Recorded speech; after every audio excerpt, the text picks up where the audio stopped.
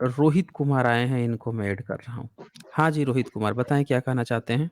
ठीक है बोलिए। सर, मैं एक चीज ये पूछना चाह रहा था आपसे। हुँ, जैसे कि हुँ। आप बोलते हो कि जो महात्मा बुद्ध थे, वो मैंने जैसे आपकी वीडियो देखी है, आप बताते हो भाई महात्मा बुद्ध थे और वो जो है मतलब कि जो ब्राह्मणवाद था उसके खिलाफ में थे, तो वो भी बात हम मान लेते हैं। लेकिन मैं ये कहना चाहता हूँ, जैसे आप कहते हो कि भैया जो राम थे कृष्ण थे, कि वो थे ही नहीं, वो काल्पनिक है, तो इसका क्या आधार है कि वो काल्पनिक थे अथवा नहीं थे? अगर किसी का नाम आया, जैसे राम आया या कृष्ण आया, हम ये मान सकते हैं कि उनके नाम पर पाखंड तो किया जा रहा है, मतलब कि अपना उल्लू सीधा करने के लिए उनके नामों का प्रयोग किया जा रहा है। कभी उनको विष्णु का अवतार बना दिया, ठीक है, उनके मंदिर बना दिए, ये तो हम मान सकते हैं कि उनका दुरुपयोग हुआ है। लेकिन हम उसको यही नकार दें कि वो थे ही नहीं, तो आप इसको किस आधार पर कह सकते हैं? आपने जी। अभी आधार पूछा ना राम और कृष्ण का, कि इनका क्या आधार है जी। कि वो काल्पनिक है? जी। आपका ये प्रश्न है, एक प्रश्न है। दूसरा आपका क्या जी। प्रश्न है? दूसरा मेरा ये प्रश्न है, एक तो उनका आपको ये बताना कि भाई काल्पनिक है, तो उसका आधार क्या है। दूसरा ये है कि आप कहते हो कि भैया ये काल्पनिक है और महात्मा बुद्ध से पहले का कुछ था ही नहीं, क्योंकि आप कहते हो ना कि भाई जो राम है या विष्णु है वो महात्मा बुद्ध की मूर्ति को ही बनाया गया है, यानी कि महात्मा बुद्ध से पहले ये कोई थे ही नहीं व्यक्ति। मतलब इंसान तो उस समय होंगे ना, इंसानी सभ्यता रही होंगी, राजा महाराजा रहे होंगे उस समय। तो आप एक सिरे से बोलते हो कि वो थे नहीं, लेकिन वास्तविकता क्या थी आप इस चीज के बारे में नहीं बताते हैं। मेरा आपसे ये प्रश्न था। ठीक है, दोनों प्रश्न आपका ले लिया है मैंने, अब उत्तर ज़रा ध्यान से सुनिएगा। पहला जो आपका प्रश्न है कि राम कृष्ण काल्पनिक है, इसका आधार क्या है? देखें, जब भी के कोई बच्चा होता है या आपका भी जब जन्म हुआ होगा, तभी से आपकी चर्चाएँ शुरू हो सकती हैं। ये हो सकता है कि आपका जन्म हुआ हो, आपका नामकरण हो जाए, फिर आप कहीं स्कूल में नाम लिखाएँ या कहीं दूसरी जगह जाएँ या आपका नाम चले, तो वहाँ से आपका नाम भी चर्चा में आ जाएगा। कहीं न कहीं किसी स्कूल में नाम लिखाएगा, कहीं न कहीं आपका आधार कार्ड बन जाएगा या कुछ न कुछ बन जाएगा, कहीं न कहीं आपके नाम की चर्चा आ जाएगी। अगर आप अति विशिष्ट हुए, जैसे कि किसी राजा वगैरह के बेटे हो गए, तब तो आम पब्लिक की तुलना में आपके नाम ज़्यादा प्रचार या कहीं न कहीं सबूत होने के चांसेस बहुत ज़्यादा बढ़ जाते हैं। तो इतिहास में ऐसा देखा गया है, अक्सर हाँ, पूरा दुनिया का इतिहास जो बनता है, वो मानवीय संवेदनाओं पे नहीं बनता है या मोह माया से नहीं बनता है, बल्कि उसके अपने कुछ फैक्ट्स होते हैं, इतिहास को निखारने के, उसको निकाल कर लाने के। ये देखा गया है, हमेशा देखा गया है कि इतिहास में जब भी किसी नाम की चर्चा होती है, तो वो नाम से ऐसा माना जाता है कि जब इस बंदे की चर्चा हो रही है, तो ज़रूर कहीं न कहीं उसी के इर्द-गिर्द में थोड़ा-सा पहले या जस्ट हो सकता है उसी समय के दौरान उस बंदे का कहीं न कहीं जन्म हुआ होगा या उसके इर्द-गिर्द में उसकी चीज़ें लोग जानने लगे होंगे, तभी वो चर्चित हो रहा है। कोई भी व्यक्ति अपने जीवन काल में जब भी कोई कर्म करता है, तो उसके समय के ही लोग उसको जानने लगते हैं। कहीं न कहीं कोई एविडेंस छोड़ जाता है और उस एविडेंस के आधार पर उसकी बाद की पीढ़ियाँ जो हैं, उसको देखकर फिर से उसका गुणगान करती है कहीं न कहीं फिर से वो उस पर टीका-टिप्पणी करती है। फिर तो वो कंटीन्यूअस चलने लगता है। तो बुध के क्षेत्र में यही देखा गया। बुध के बारे में देखा गया कि भई बुध के जो बोन्स थे, जहाँ पे उनके बोन्स को बौद्ध भिक्षुओं ने दफनाया था, उसके ऊपर सम्राट अशोक ने फिर से एक दूसरा लेयर, पहला लेयर तो बौद्ध भिक्षु ने बनाया था, जो पिपरावा मिला है, उसके ऊपर सम्राट अशोक ने बनवाया क्योंकि ऐसा कहा गया कि 84,000 उन्होंने स्तूप बनवाए थे। तो जो बुध के अस्थियाँ थीं, उसके भी एविडेंस मिले। त्रिपिटिका में इन्होंने चर्चा की कि उसको 8 भाग में 9 भाग में बाँट दिया गया था। फिर ये बात तो त्रिपिटिकाओं में चर्चा में आई ही आई और त्रिपिटिका एक तरह की नहीं है। बहुत सारे लोग ऐसा सोचते हैं कि त्रिपिटक कोई एक किताब है और उसमें एक जगह कहीं लिख दिया गया है तो वही सबूत होता है, नहीं। भिक्षुओं के अलग-अलग ब्रांचेज़ हैं, सबने अपनी अलग-अलग त्रिपिटिका बना रखी है। तो अलग-अलग त्रिपिटिकाओं में इस बात की ज़रूर चर्चा आई कि बुद्ध की अस्थियों का इतने भाग में बाँटा गया है, इतने इन लोगों को दिया गया है। आर्कियोलॉजी के हिसाब से बरहूत के स्तूप पे कई जगहों पे वो पूरा एविडेंस मिल गया जहाँ पे उनके बोन का डिस्ट्रीब्यूशन हो रहा है। तो 2-3 बातें कन्फर्म हो गई कि स्क्रिप्चर जो बात कह रही है, वो कहीं न कहीं बनाया हुआ भी दिखाया जा रहा है। तीसरी बात यहाँ से कन्फर्म हो गई कि जब उस जगह की खुदाई हुई, जहाँ पे उनके बताया जा रहा है कि इनका पैतृक घर है, तो वहाँ पे वो लेयर भी मिल जाता है। कनिष्क ने बनाया था, तो कनिष्क का भी लेयर मिल गया। तो वहाँ पे फिर उसके बाद से सम्राट अशोक का लेयर मिला, सम्राट अशोक से नीचे वो बौद्ध भिक्षु का ओरिजिनल वाला भी लेयर मिल गया। तो भारत का पुरातात्विक विभाग जो है इसकी पूरी गारंटी देता है। कोलकाता में आज भी वो कास्केट रखा हुआ है जो 1898 में विलियम्स पेपे ने जिसको पढ़ाया गया था, जिसमें बताया गया था कि बुद्ध की अस्थियाँ इसमें रखी हुई हैं और वो सम्राट अशोक के समय की हैं। उन्होंने उसको जब बनवाया था, लिखवा के बाकायदे रखाया था। फिर 1971 में के श्रीवास्तव जो थे उन्होंने और फर्दर एक लेयर और खुदाई करवाया क्योंकि कनिष्क का और सम्राट अशोक का मिल चुका था, तो ओरिजिनल वाला भी मिल गया। तो ये 3 चीज़ें हुई। अब कुछ लोगों ने क्या किया कि एक आरटीआई डाली जो भारत का पुरातात्विक विभाग है दिल्ली ब्रांच पे और वहाँ पे पूछा कि क्या आपके पास सरस्वती का प्रमाण है? क्या आपके पास वाल्मीकि का कोई पुरातात्विक प्रमाण है? उसी में बुध का भी डाल दिया। सारे देवी-देवता का डाल के बुध का भी। तो दिल्ली ब्रांच ने ये लिखा कि मेरे पास मेरे कार्यालय को उनका बोन से रिलेटेड या उनके कास्केट से रिलेटेड कुछ नहीं मिला है। लोगों ने क्या किया कि उस चीज़ को उठा के विशेषकर जो अंधभक्त होते हैं, उन्होंने उसको प्रचार ऐसा दिखाया कि भाई पुरातात्विक विभाग कह रहा है कि उसके पास कोई बुद्ध के बोन्स या कास्केट या कोई प्रमाण ही नहीं मिला है। जबकि वो बात थी सिर्फ़ दिल्ली के उस कार्यालय की क्योंकि वो जो जहाँ पे लिखा हुआ है बोन्स की जो बात लिखी हुई है वो कोलकाता म्यूज़ियम में वो रखा हुआ है, दिल्ली ब्रांच में नहीं रखा हुआ है। तो अक्सर हाँ, जो अंधभक्त होते हैं, उन लोगों को अक्ल तो थोड़ी कम होती ही है और समझ नहीं पाते हैं। तो उन्होंने बुध पे ही सवाल खड़ा कर किया कि भाई पुरातात्विक विभाग तो कह रहा है कि उसके पास नहीं है। ये गलतफ़हमी थी दोस्तों। वो कोलकाता में रखा हुआ है, मैंने साइंस जर्नी पे वीडियो 211 बनाया है और वहाँ पे आप लोग देख सकते हैं। चार्ल्स एलन ने पूरा एक किताब लिखा है बुद्धाइनिश साहिब, वो भी आप पढ़ सकते हैं। ये तो हुई बात कि भई क्यों हम लोग बुध को एक्चुअल मानते हैं। अच्छा इसके अलावा बहुत सारे तमाम प्रमाण हैं लेकिन मेन मुद्दा ये नहीं है, मुद्दा अब आता है कि राम और कृष्ण पर अब हम चर्चा कर लेते हैं। राम कृष्ण की जब हम बात करें तो जैसे बुद्धा का हमने देखा है कि बुद्धा की चर्चा होती है, तो वो भी बोन्स मिल गए और कैसे डिस्ट्रीब्यूशन हुआ उनके बोन्स का वो तमाम स्क्रिप्चर से लेकर और जो दीवालों पे जो शिल्पकला बनती है उसके भी माध्यम से अब प्लस बोन्स जो हैं प्लस लिखावट सारा लेयर मिलते चला गया। यहाँ पे अब क्या होता है रामकृष्ण में कि भई रामकृष्ण की पहली बार चर्चा कब आती है? क्योंकि बुद्ध की चर्चा हुई तो खटाखट उस समय से मिलना शुरू हो गया।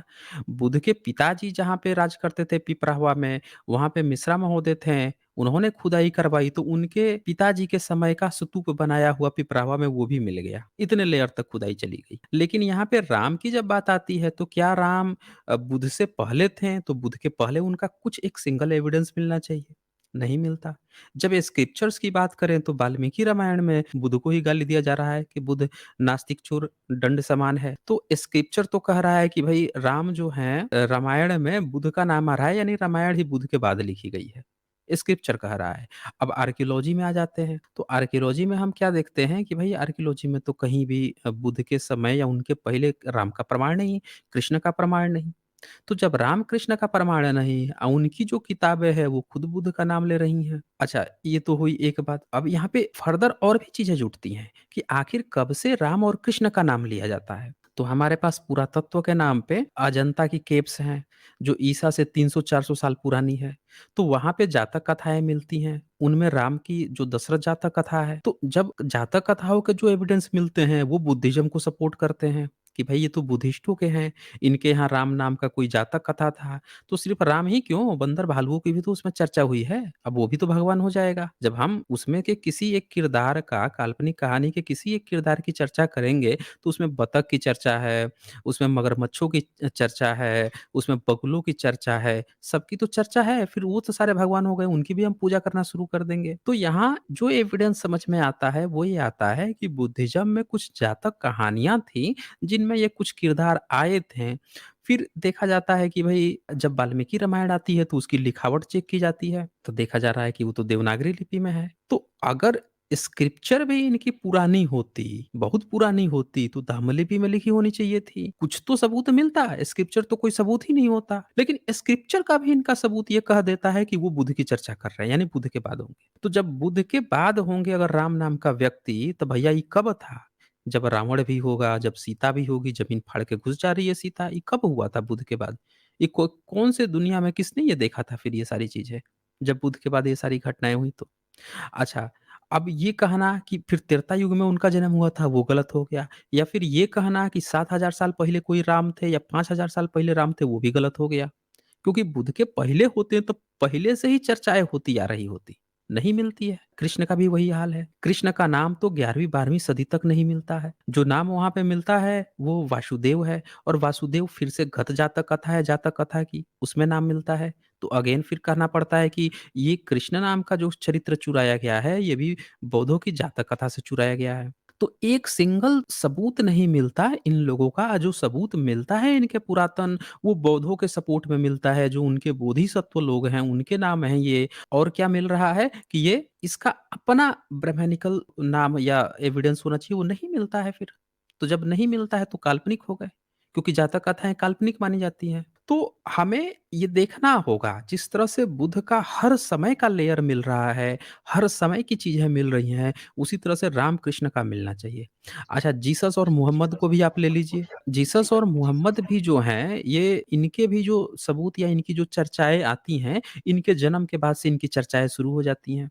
इनके जो चेले-चपाटे हैं, वो भी किताब लिखते हैं, तो उनकी अगली ही पीढ़ी तो है वो लिख रही है। लेकिन राम और कृष्ण की अगली पीढ़ी का नामो-निशान पता नहीं।